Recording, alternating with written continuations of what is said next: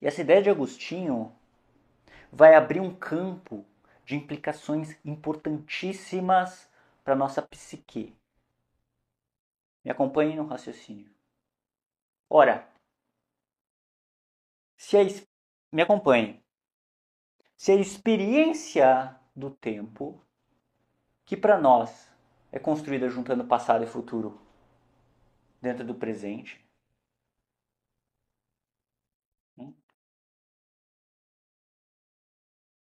é essa. É evidente que vão haver, ou que vai haver consequências, que vão nos deixar sempre fragmentados e inquietos.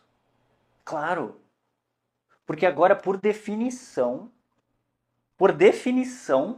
a gente não consegue habitar o presente, apenas um instante atual que acontece, como muitos animais parecem viver e habitar, apenas reagindo a estímulos imediatos. Quando eu falo presente, nesse sentido de reagir a estímulos imediatos.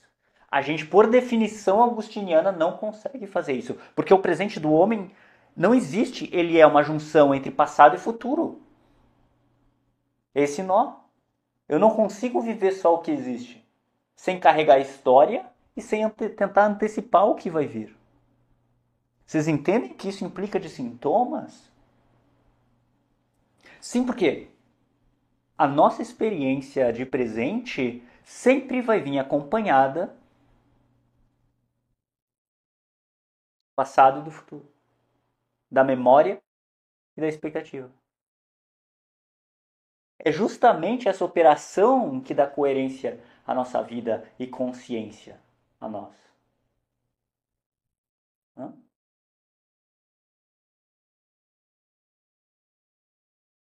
É por isso que eu sou, por definição, alguém que lembra, alguém que planeja, alguém que projeta, alguém que teme, alguém que deseja o tempo todo. Porque eu nunca estou no instante presente. O presente humano nunca é o agora.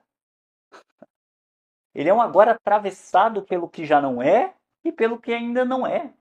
Tá dando para pegar, gente? Vejam, é a memória e a capacidade de projetar à frente dos eventos da vida que faz nós termos consciência. Só que isso tem um preço. A interna, a eterna, perdão, a eterna inquietação da alma humana. É justamente por isso que a gente sofre, deseja, busca, teme. O tempo da alma humana, que se manifesta através dessa distensão, revela a nossa finitude, nossa instabilidade, revela a nossa eterna incompletude. Por quê? Porque nós, por definição, nunca estaremos completos, nunca poderemos só ser no mundo, reagindo ao mundo a cada instante. Todos os outros animais, até onde a gente sabe, fazem e vivem assim. Fazem isso e vivem assim. Eles são um mundo, instante a instante, por reflexo. Nós não. O ser humano é sempre, então, um processo, me acompanhem, o ser humano é sempre um processo em construção entre passado e futuro. Ele nunca é, ele está sempre se inventando, ele está sempre amarrado, ele está sempre uma junção entre passado e futuro, vocês entendem? Ele está sempre em construção. Nós estamos, para Agostinho, sempre nos tornando algo, sempre no meio de um processo entre passado e futuro. Nós não vivemos, portanto, em plenitude. Então vejam, a gente vive carregado de coisas que passaram, lembrança, saudade, culpa, traumas, eu não consigo esquecer. E ao mesmo tempo inclinado para as coisas que ainda não chegaram. Medo de que as coisas dão errado, desejo do que eu quero, preocupação do que pode vir a acontecer, porque eu vivo num mundo que eu não tenho controle. Eu quero que as coisas deem certo e eu sei que podem dar errado. Você está entendendo? É daí que nascem nossos sentimentos mais fortes e nossas inquietações.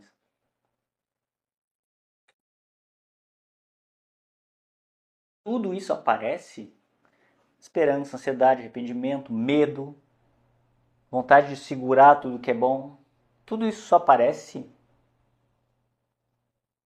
porque a gente sabe, de alguma forma, que nada fica como está. A gente tem essa consciência. Ao criar a linha, a gente tem essa consciência. A gente sabe que tudo vai mudar e se desfazer no mundo. Porque o mundo, lembrem, é um monte de acontecimentos aleatórios. A gente sabe, inclusive, que envelhece, que vai morrer, que as coisas nunca ficam como estão. A gente tem a consciência disso. Em meio à sequência aleatória de acontecimentos esporádicos e instantes que a vida é, o ser humano, ele tenta organizar isso, tenta ter controle sobre isso, sobre esse caos aleatório de eventos. E é óbvio que isso vai criar uma angústia existencial. O ser humano vai tentar reagir, vai tentar ter controle, vai ficar ansioso, aflito, tentando segurar o vento. Como diz lá Eclesiastes.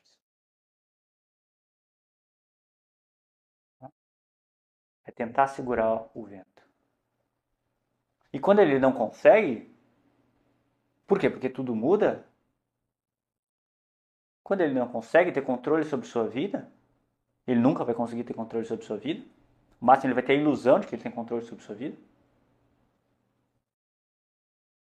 Pensando em termos terrenos, mais ele vai sofrer, mais ansiedade ele vai ter. O que é a ansiedade se não a habilidade que eu tenho de projetar que algo pode acontecer de errado no futuro? O que é a depressão se não ficar remoendo as coisas que deram errado no passado? Vocês entendem?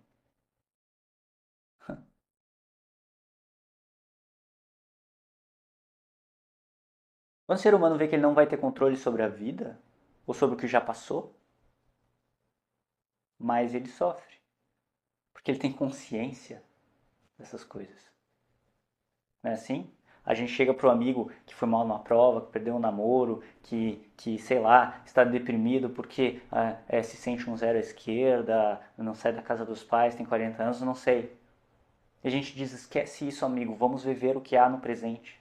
Se ele conseguisse fazer isso de fato, ele curaria da depressão. Se a pessoa que é ansiosa e acha que vai morrer, ou não quer que os outros morram, se ela conseguisse esquecer o fato de que isso de fato vai acontecer, ela viveria bem sem ansiedade. Mas é impossível, é isso que Agostinho está dizendo. Porque a gente só tem a consciência de quem a gente é porque a gente amarra o futuro no passado. Isso cria o presente do homem. Hã? Só o ser humano vive assim. Se isso é uma benção ou uma maldição, fica a critério de cada um. Tem uma piadinha muito boba que ilustra bem isso. Que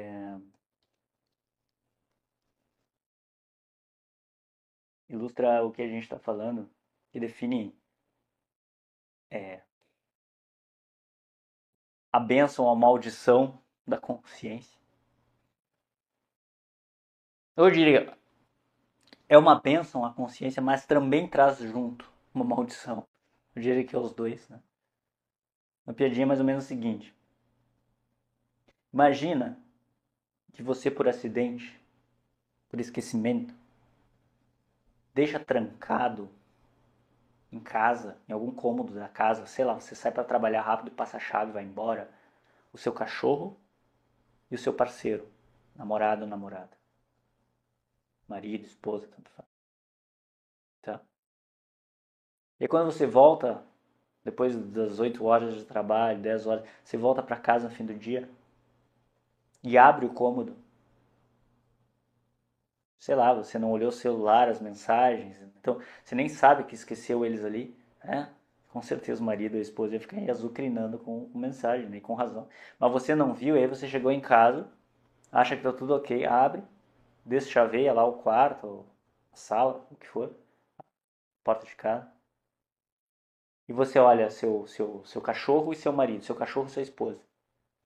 Adivinha quem vai estar feliz, pulando, abanando o rabo quando você voltar, né?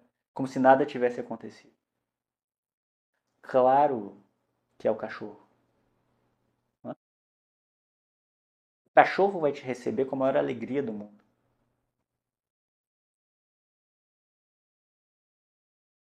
Como se aquele instante é apenas o que existe, o presente, a coisa em si, sem ligação com nada anterior. Ele nem vai entender direito o que aconteceu. Ele reage ao agora. Claro que ele tem reflexos também, condicionados. Se você ficar batendo no seu cachorro, ele vai começar a se esconder de vocês. Claro, não faça isso, né?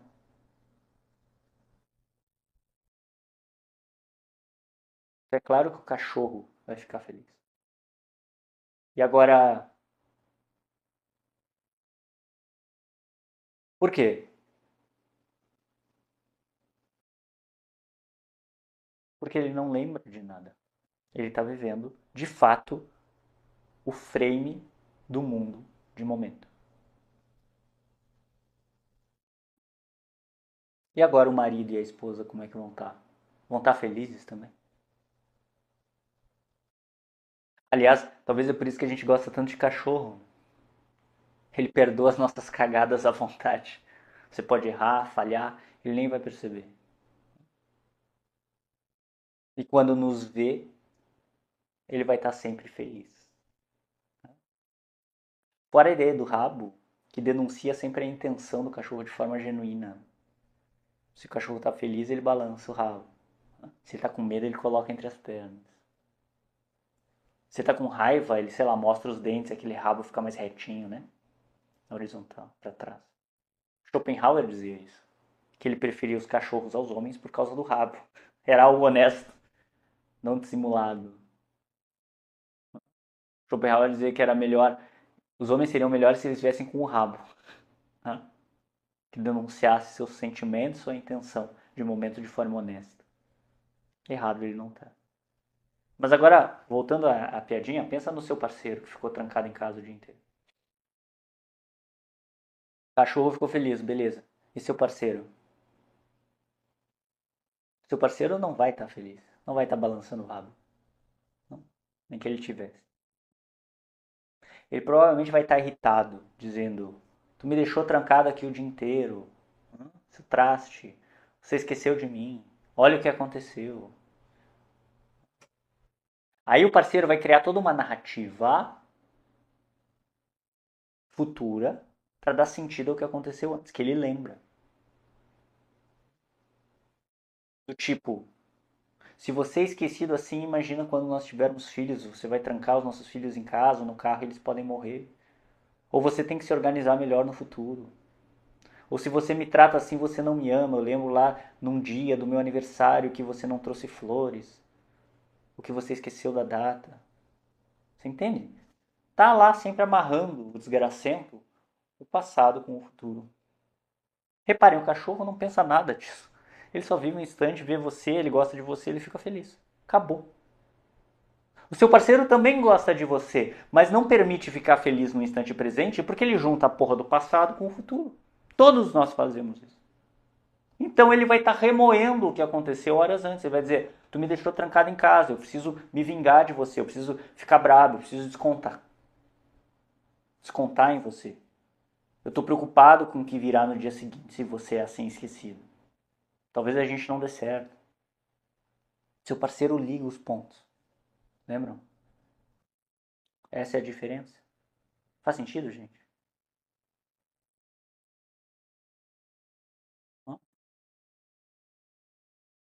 Quando a gente tem esse poder de lembrar coisas na memória,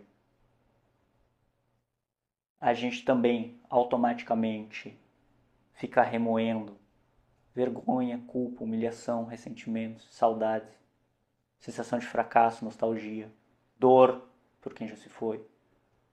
Quando a gente tem o poder de antecipar o futuro, a gente se torna ansioso.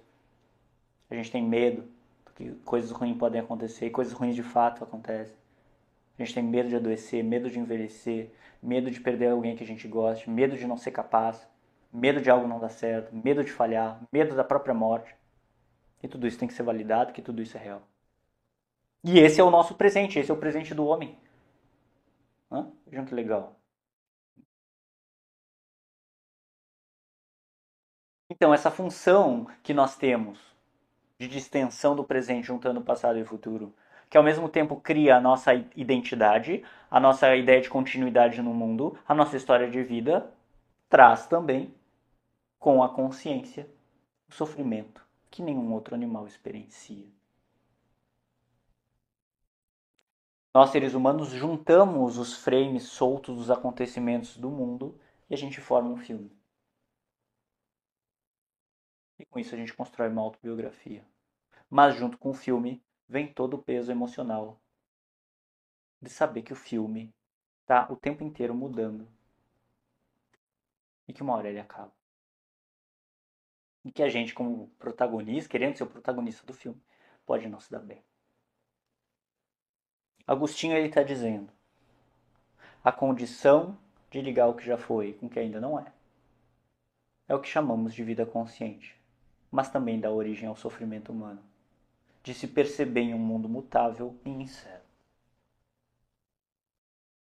Percebam, portanto, que a distensão da alma é constitutiva do ser humano. Não é um erro.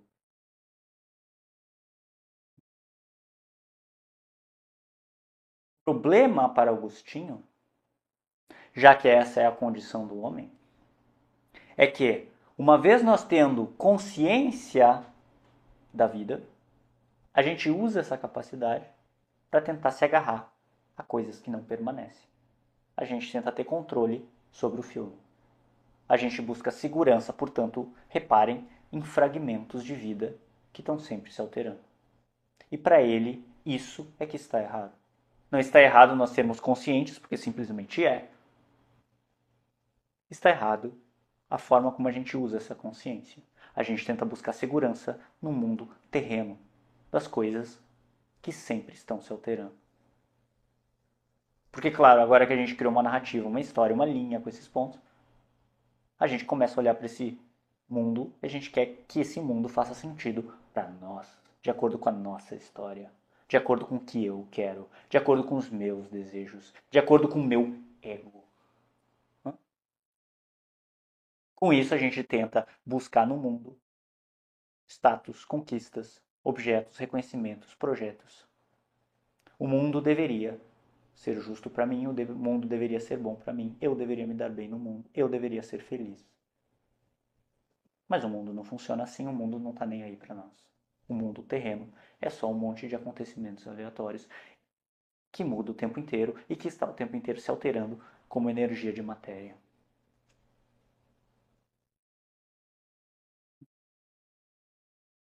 São fragmentos de acontecimentos que se alteram e que passam. Só que aí nós temos um problema. Vejam, se eu tenho uma alma humana, uma consciência de existir, onde que eu vou buscar repouso nesse mundo? Que não pode, por definição, oferecer repouso, já que ele é só um monte de coisa acontecendo e que muda e perecível.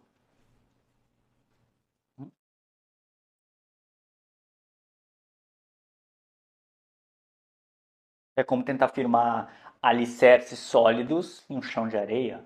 Não vai dar certo. A gente sofre. Justamente, segundo Agostinho, por a gente não encontrar um ponto fixo a qual nos segurar, a gente não para de procurar cada vez mais esse chão sólido, essa base estável no mundo. Por quê? Porque queremos segurança na nossa narrativa. Mas o mundo não pode oferecer segurança. Vocês entendem por que o mundo não oferece segurança? É um monte de frame aleatório de acontecimento, ele não está nada, nem aí para nada, nem ninguém. E tudo é energia se chocando, ou seja, perecível. Só que nós queremos algo estável. Nós queremos que nosso pai dure para sempre, nosso filho seja feliz, cresça, faça tudo certo, que não tenha nenhuma doença, que não pereça. Nós queremos também nós durar para sempre. Nós queremos uma previsibilidade e estabilidade de vida que não é condizente com a aleatoriedade dos eventos no mundo. O mundo não está nem aí. E é nesse ponto, preste atenção que esse é um momento importante da aula, é nesse ponto que Agostinho dá um salto teológico brilhante, a meu ver. Ele vai dizer: ora, se a alma humana vive no tempo e o tempo é a mudança, nada que esteja submetido ao tempo pode servir como fundamento último. Concordam comigo? Só aquilo que não passa pode oferecer estabilidade ao homem. Só que aí vem a pergunta de Agostinho para nós. O que é que existe, que é estável e que não muda? O que é que existe que não passa?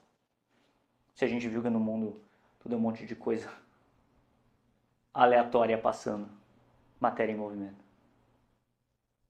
Reparem então que a pergunta dele é bem pragmática até. É quase como se perguntassem como viver bem. Onde que eu me agarro nesse mundo? Onde que eu busco consolo, referência, segurança emocional? Ora, se a nossa vida consciente funciona desse jeito, sempre esticada entre a memória do passado e a expectativa do futuro, e se isso inevitavelmente deixa a gente inquieto, ansioso, tentando buscar estabilidade no mundo que não nos dá, porque tudo muda o tempo inteiro, então onde o ser humano vai se apoiar, pô?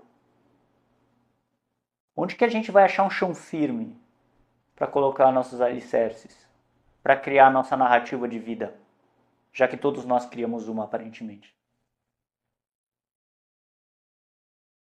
Onde que a gente vai achar um norte para navegar? Imagina que a vida é a gente está num barquinho no meio do oceano e a gente tem que achar um norte. Qual é a bússola da vida? Se tudo está mudando o tempo inteiro. E a gente tem a consciência vendo isso. Tentando criar uma narrativa no meio de coisas que ficam mudando.